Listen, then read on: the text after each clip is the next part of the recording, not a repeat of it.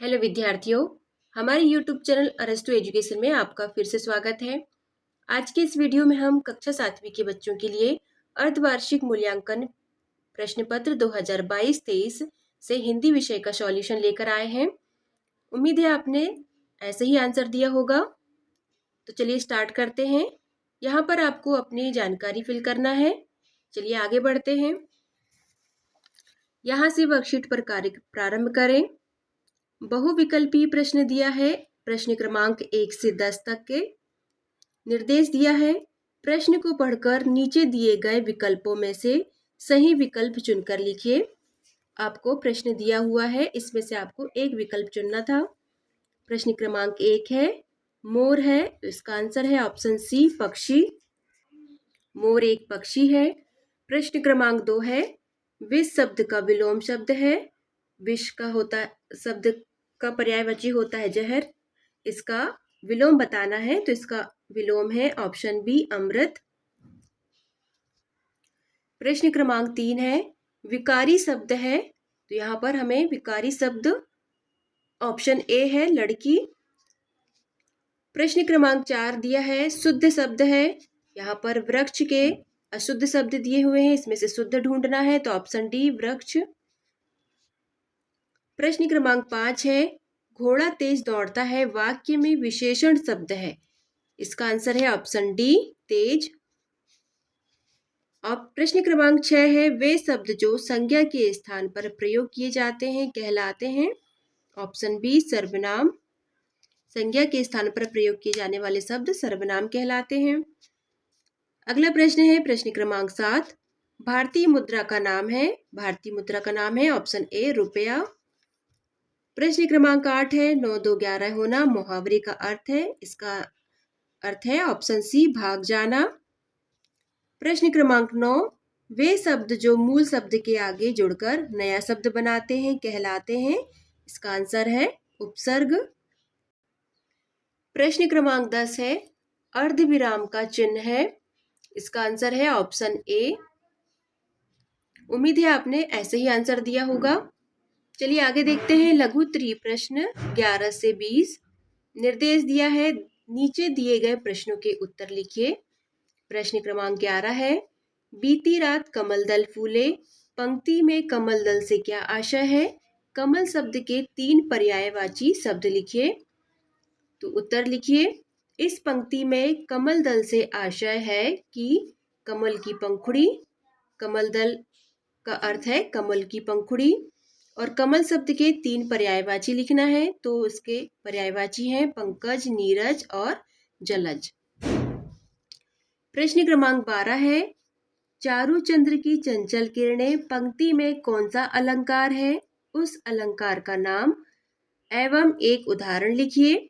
इसका उत्तर है, इस पंक्ति में अनुप्रास अलंकार है।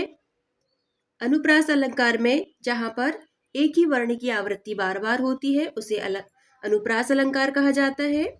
जैसे उदाहरण है, इसका हमें अनुप्रास अलंकार का उदाहरण भी लिखना है। रघुपति राघव राजा राम, पतित पावन सीताराम, ये इसका एक उदाहरण है। प्रश्न क्रमांक 13, निम्नलिखित शब्दों के सार्थक तुकांत शब्द लिखिए। जैसे यहाँ पर दिया हुआ है नाला, तो इसके तुकांत शब्द है माला, काला, ताला। और धीरे शब्द के तुकांत शब्द हैं, धीर शब्द के तुकांत शब्द हैं वीर, तीर और नीर। प्रश्न क्रमांक 14 दिया है, दिए गए शब्दों के अर्थ लिखिए। यहाँ कुछ शब्द दिए हैं, इनके अर्थ लिखना है। ऐश्वर्य का अर्थ होता है समृद्धि। कटुक का अर्थ है कड़वा या कटु। कृपाण का अर्थ है तलवार या कतार। कौरव का अर्थ है कुरु। भाषण का अर्थ है संबोधन, व्याख्यान। और विकार का अर्थ होता है परिवर्तन या समस्या। प्रश्न क्रमांक 15 है, निम्नलिखित तत्सम शब्दों के तद्भव एवं स्थानीय देशज शब्द लिखिए। जैसे तत्सम शब्द दिए हुए हैं वृद्ध, इसके तद्भव शब्द लिखना है बूढ़ा, और स्थानीय भाषा में इसे बोला जाता है बुढ़ा। दुग्ध का तद्भव शब्द है दूध, और स्थानीय भाषा में भी दूध ही कहा जाता है। घृत को तद्भव शब्द घी है और स्थानीय भाषा में भी घी ही कहा जाता है घृत को। प्रश्न क्रमांक 16 देखते हैं। निडर शब्द में कौन सी संज्ञा है? इस संज्ञा के 4 उदाहरण भी लिखिए। इसका उत्तर है निडर शब्द में भाववाचक संज्ञा है। इसके उदाहरण है, पहला सुंदरता, निडर शब्द के एक भाववाचक संज्ञा हमने बता दिया है और भाववाचक संज्ञा के उदाहरण बताना है। तो भाववाचक संज्ञा के उदाहरण है सुंदरता, मानवता, मिठास, खटास। जहां व्यक्ति की भावना का बोध होता है वहां पर भाववाचक संज्ञा होती है। अगला प्रश्न देखेंगे, प्रश्न क्रमांक 17। जयंत हंस रहा है वाक्य में कौन सी क्रिया का उदाहरण है? सकर्मक और अकर्मक क्रिया के दो वाक्य बनाइए। तो जयंत हंस रहा है में इस वाक्य में अकर्मक क्रिया है। अकर्मक क्रिया वहां पर होती है जब किसी वाक्य में कर्ता और क्रिया हो और कर्म ना हो, अकर्मक क्रिया कहलाती है। जैसे यहाँ पर जयंत करता है और हंसना उसकी क्रिया है, तो ये अकर्मक क्रिया हो गई। सकर्मक क्रिया के और अकर्मक क्रिया के दो उदाहरण बताने हैं। तो सकर्मक क्रिया का पहला उदाहरण है राम ने सेब खाया। सकर्मक क्रिया जब किसी वाक्य में कर्ता, क्रिया और कर्म तीनों उपस्थित हो वहां पर सकर्मक क्रिया कहलाती है। जैसे कि कर्ता राम और कर्म सेब हो गया और खाया क्रिया हो गई। तो यहाँ पर कर्ता, कर्म और क्रिया तीनों उपस्थित है, इसलिए यहाँ पर सकर्मक क्रिया कहलाई। इसका दूसरा उदाहरण है श्याम पानी पी रहा है। यहाँ भी कर्ता, कर्म और क्रिया तीनों उपस्थित है। अकर्मक क्रिया के दो उदाहरण लिखिए। बच्चा रो रहा है। यहाँ पर कर्ता और क्रिया हो रही है, बच्चा रोने का कार्य कर रहा है। और दूसरा उदाहरण है रमेश पढ़ता है। तो रमेश करता है और पढ़ना उसकी क्रिया है, तो यहाँ पर अकर्मक क्रिया है। प्रश्न क्रमांक 18 देखते हैं। शब्द के कोश के अनुसार निम्नलिखित शब्दों को उचित क्रम में लिखिए। यहाँ पर कुछ शब्द दिए हुए हैं, हमें शब्द कोश के अनुसार उनके सीरियल वाइज लिखना है। तो उत्तर लिखिए। पहला अमरूद, वर्णमाला में सबसे पहले आ शब्द होता है। सेकंड में लिखिए आम, थर्ड में लिखिए गाय, फोर्थ में लिखिए बकरा, फिफ्थ में लिखिए बकरी और लास्ट में लिखिए 6 नंबर में बैल। प्रश्न क्रमांक 19 है। दिए गए शब्दों का वाक्य में प्रयोग कीजिए। यहाँ प्रश्न क्रमांक 19 है। दिए गए शब्दों का वाक्य में प्रयोग कीजिए।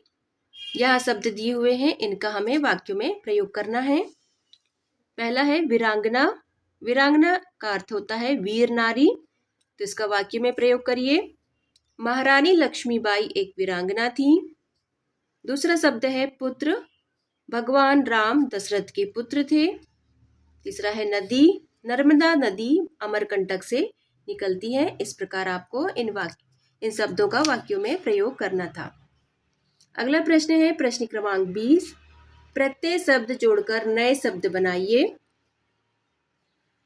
यहाँ पर शब्द दिए हुए हैं, इनमें हमें प्रत्यय जोड़ना है और एक नया शब्द बनाना है।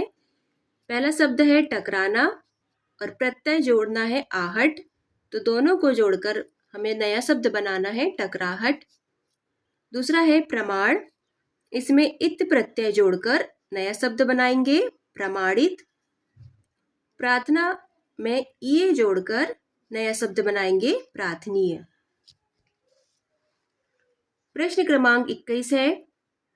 किन्हीं 3 विराम चिन्हों का प्रयोग करते हुए दीपावली विषय पर 10 वाक्य लिखिए। तो यहाँ पर आपको दीपावली पर 10 वाक्य लिखना था और 3 विराम चिन्हों का प्रयोग करना था।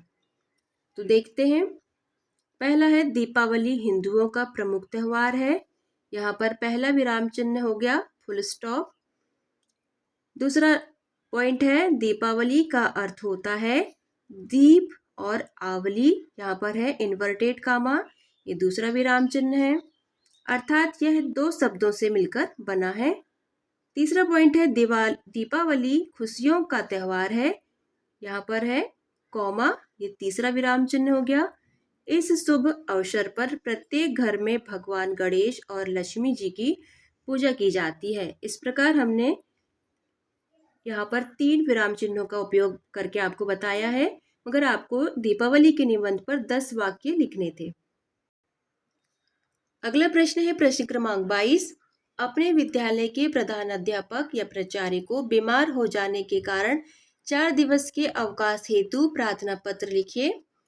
तो यहाँ आपको एक प्रार्थना पत्र लिखना है अपने प्राचार्य को बीमार हो जाने के कारण। चलिए देखते हैं इसका स्वरूप। सबसे पहले लिखेंगे प्रति सेवा में श्रीमान प्राचार्य महोदय, शासकीय उच्चतर माध्यमिक शाला, आपकी अपनी शाला का नाम लिख लें, मध्य प्रदेश। विषय लिख लें 4 दिन की छुट्टी हेतु आवेदन पत्र। अब लिखिए महोदय, विनम्र निवेदन है कि कल रात से मेरा स्वास्थ्य खराब हो गया है, इसलिए मैं शाला आने में असमर्थ रहूंगी, इसलिए आप दिनांक इतने से इतने तक 4 दिन की छुट्टी देने की कृपा करें। धन्यवाद। आपका आज्ञाकारी शिष्य, आपकी आज्ञाकारी शिष्या। आप अपना नाम यहाँ पर लिख सकते हैं। तो बच्चों, इस प्रकार आपका यहाँ पर प्रश्न क्रमांक हिंदी का प्रश्न पत्र हल हो गया है।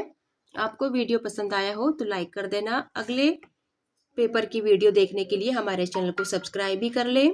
तो चलिए मिलते हैं नेक्स्ट वीडियो में। Thank you.